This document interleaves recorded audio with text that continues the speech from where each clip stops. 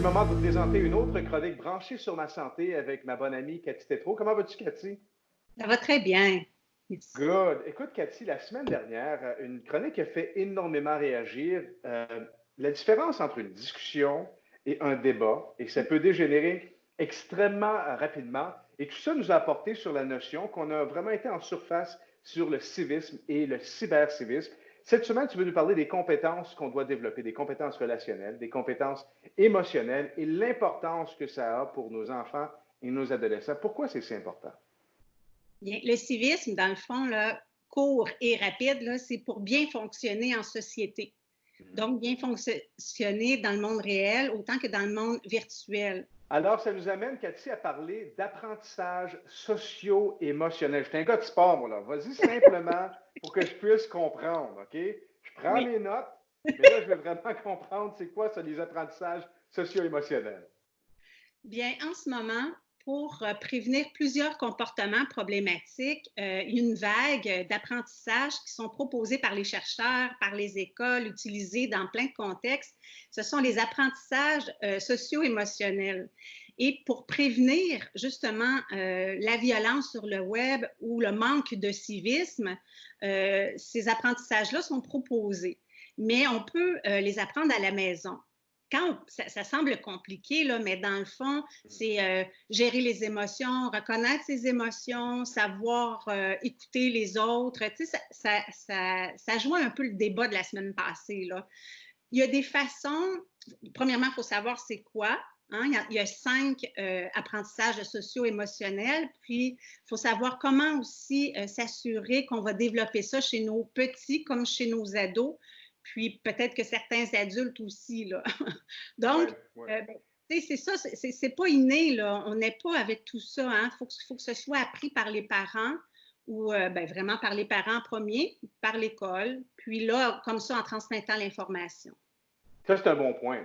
Oui, l'école, mais ça commence à la maison. Je veux dire, il ne faut pas s'attendre à ce que ce soit la société ou les autres. Je veux dire, en tant que parent, on a un travail à faire pour éduquer, pour guider, pour accompagner nos enfants, pour les préparer vers le monde un peu, que ce soit quand ils quittent la maison, Oui. la réalité du monde extérieur et aussi du monde virtuel, qui est un monde énorme à laquelle les enfants sont exposés dès un jeune âge. Alors, c'est tellement, tellement important de se rappeler que ça commence par nous, à la maison d'abord et avant tout, en s'assoyant autour de la table et de parler de ces différents points-là. Avant que tu nous nommes peut-être les 5 points qu'il faut, en tant que parent, peut-être discuter, préparer, modeler, aider nos enfants avec ces points-là. La navigation sur le web, les bonnes pratiques, parce que je vais t'avouer que comme parent, c'est pas toujours évident. Les Non. enfants sont intelligents. Ils peuvent aller sur des sites où ils peuvent aller, par exemple, les jeux. Moi, j'ai des enfants qui aiment beaucoup, beaucoup les jeux en ligne.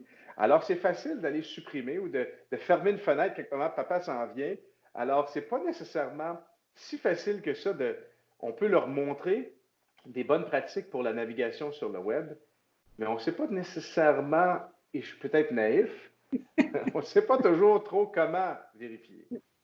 Bien, dans un premier temps, on ne pourra pas toujours vérifier tout ce qu'ils font. Oui, c'est correct de vérifier, mais il faut surtout s'assurer qu'ils savent comment gérer tout ça. Ouais, C'est pour ouais. ça que dès quand on permet l'utilisation des écrans, si c'est à 4 ans, est-ce que nos enfants sont en mesure de développer ces compétences-là de façon très simple, mais il faut être assis à côté, là.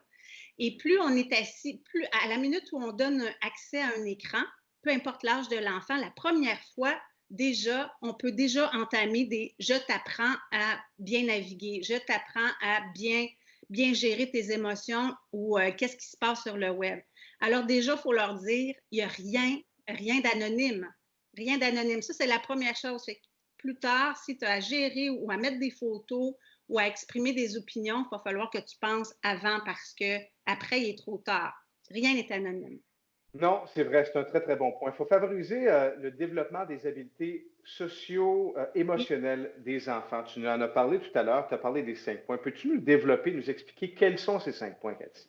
Bien, il y a la conscience de soi. Donc, être en mesure de reconnaître ce qui se passe à l'intérieur. Parce que souvent, nos réactions face à des commentaires vont être vraiment émotionnelles sur le coup, puis après, on peut les regretter. Alors, on a conscience de ses besoins, de ses émotions. Faut être capable de nommer nos émotions. Qu'est-ce qui se passe? Ici, on est capable de gérer, de nommer. Bien, on va être capable aussi de justifier nos comportements, de voir, écoute, je suis en colère, c'est pour ça que j'ai envie de lui crier des noms. Tu sais, là, c'est vraiment... 3, la conscience sociale, c'est-à-dire, il y a des gens autour, il y a des gens qui vont lire nos commentaires, il y a des gens qui vont en souffrir de nos commentaires. Même à la maison, quand on s'emporte en jouant à des jeux ou sur les réseaux sociaux et on crie, il y a des gens autour. Donc, avoir une conscience sociale des gens qui nous entourent. L'autre, c'est développer des compétences relationnelles. Là, tu l'as dit, Louis, là, ça, c'est vraiment comment entrer en relation avec les gens, comment se retirer d'un groupe en le faisant comme il faut, comment rentrer. C'est ça. Comment gérer les conflits de groupe. Parce qu'au travail, plus tard, on n'aimera pas tout le monde, on ne pourra pas dire tout ce qu'on pense. Là. Puis, la prise de décision responsable, c'est le 5e apprentissage, c'est vraiment comment on fait pour prendre des décisions sur comment je vais réagir, puis bien gérer. Fait que c'est vraiment... Et ça, c'est tellement crucial. Le 5e point, je veux dire, tous les points sont tous interliés, mais le 5e point est celui qui pourrait ou ne pas te mettre dans le trouble, essentiellement. Et ça d'ailleurs, ça va être la prochaine chronique, la semaine prochaine, des pratiques, des choses que l'on doit peut-être éviter avant que la police vienne cogner chez nous dire attention, tu es peut-être allé trop loin, peut-être que ce que tu as fait, tes agissements ont dépassé le fond de ta pensée. Il faut faire vraiment attention. Alors, la prise de décision, elle est cruciale dès que tu es sur les médias sociaux. Oui, tout à fait. Puis, tu sais, pour donner quelques trucs là, sur le 5e apprentissage, quand ils sont tout petits, on les soutient dans leurs choix, puis s'assurer que leurs choix sont constructifs, par exemple. Comment assurer sa sécurité sur le web, justement. Puis, l'aider à résister aux pressions sociales, d'aller commenter dans d'autres réseaux pour faire de la haine, par exemple, ou appuyer la haine.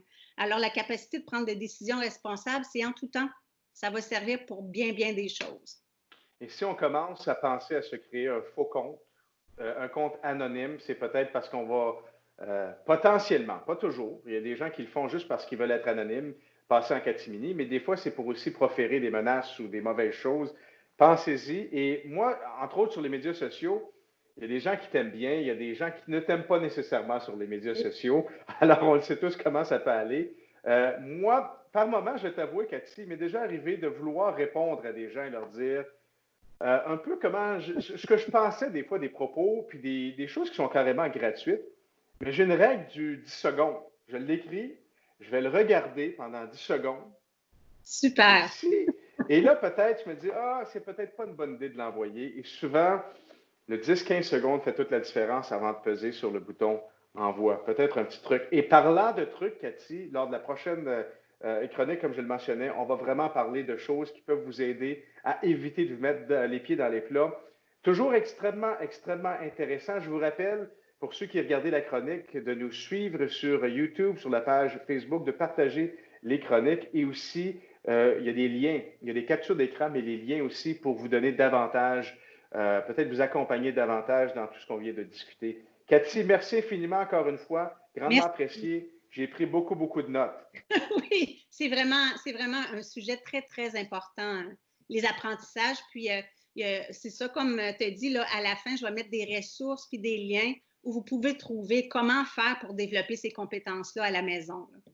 Alors, un sujet d'actualité, encore une fois. Merci, Cathy. Merci beaucoup.